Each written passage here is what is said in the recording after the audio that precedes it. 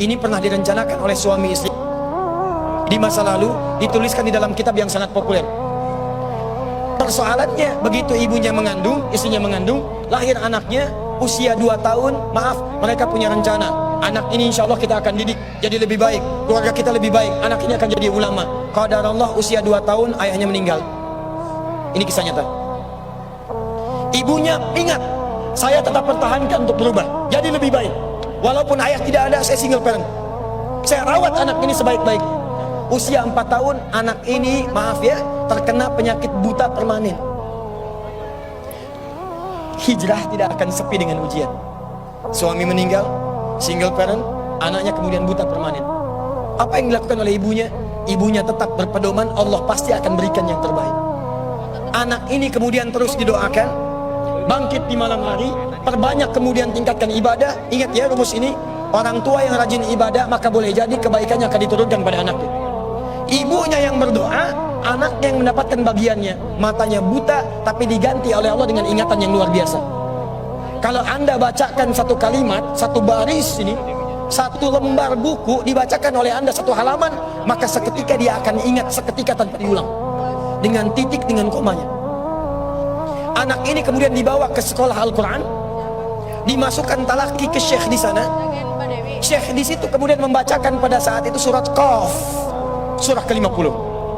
Qaf dibacakan sampai akhir ayatnya. Anak ini anak yang paling kecil teman-teman, mata buta, nggak bisa ngelihat. Teman-temannya berada di atasnya usianya, ada yang 6 tahun, 7 tahun, dia 4 tahun. Begitu selesai membacakan, kata syekhnya, lihat kalimatnya, man hafidha ala zahri qalbi, siapa yang hafal apa yang tadi saya bacakan, hafalan di dalam kepalanya, bukan di luar kepala. Hafal di luar kepala masih belum hafal. Kata syekhnya, hafal di dalam kepalanya. Tiba-tiba saat semuanya diam menyimpan tangannya begini, anak yang buta tadi mengangkat tangannya mengatakan, hafidtu ala zahri qalbi, saya sudah hafal. Syekhnya penasaran, kata syekhnya, bagaimana? Diambil anaknya ke depan, diminta baca, Masya Allah, bacaannya bukan hanya hafal, makhrajnya, sifat hurufnya, tajwidnya, semua mirip dengan syekhnya.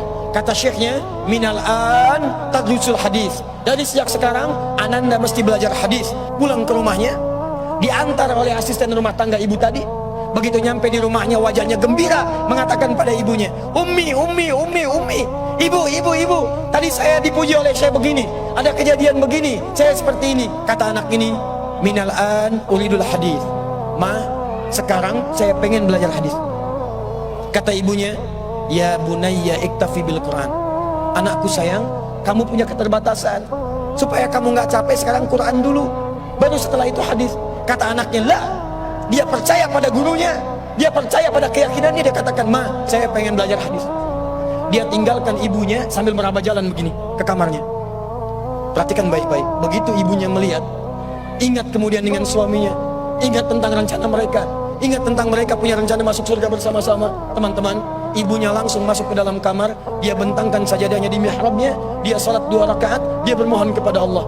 Saat sujud itulah dia tumpahkan segala keinginannya. Perhatikan kalimatnya, rahasianya ada di Quran surah ke-17 ayat 110 sampai dengan 111, paling kanan sebelah atas.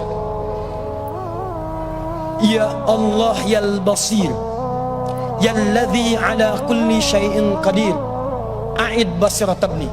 Saya mau akhiri, ketika tumpah air matanya dia katakan, ya Allah yang maha melihat, mohon kembalikan penglihatan anak saya.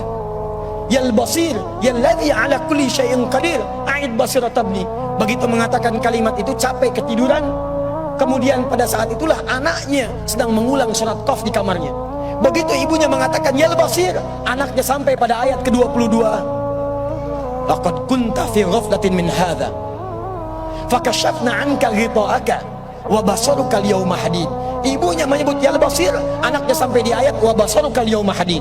Dulu pandanganmu tertutup, sekarang kami akan buka, kamu akan melihat setelah ini dengan setajam-tajamnya. Ayat ini sebetulnya kemuliaan akhirat, tapi diturunkan mendapatkan kemuliaan dunia. Tiba-tiba setelah baca ayat ini, ibunya berdoa, bersamaan kalimatnya, tiba-tiba terbuka pandangannya. Anak ini bisa melihat kembali. Saking kagetnya dia lompat, dia kejar ibunya. Ummi, ummi, ummi, laqad ra'ait. Ma, saya bisa lihat lagi. Ma, saya bisa lihat lagi. Ibunya kaget kemudian terbangun. Dia peluk anaknya, dia katakan, nah, mungkin kamu melihat bukan dengan hatimu, kamu melihat bukan dengan matamu. Rubbama ra'aita biqalbik laisa bi'aini. Mungkin bukan matamu tapi hatimu. Kata anaknya, Ma, saya melihat dengan mata saya. Ini mama pakai baju ini, di sekitar kita ada benda-benda ini. Allahu Akbar. Ibunya kemudian yakin anak itu bisa melihat. Dipeluklah anaknya, keduanya kemudian menangis. Dan ibunya sejak saat itu yakin bahwa anak ini punya kemuliaan besar di masa depan. Maka disekolahkanlah kemudian tempat-tempat terbaik, belajar hadis terbaik, diingat segalanya, cepat luar biasa. Anak ini kemudian dikenal dengan luar biasa di masa depan. Nama anak ini adalah Muhammad. Bapaknya yang meninggal namanya Ismail, kakeknya namanya Ibrahim, kakek buyutnya Al-Mughirah, eyang buyutnya Al-Bardizbah. Tinggal di kecamatan Ju'fah, di Kabupaten Bukhara, Provinsi Khorasan, negara Uzbekistan sekarang. Kelak di kemudian hari, dia dikenal dengan nama daerahnya Bukhara, dengan Al-Bukhari. Itulah kisah Imam Al-Bukhari.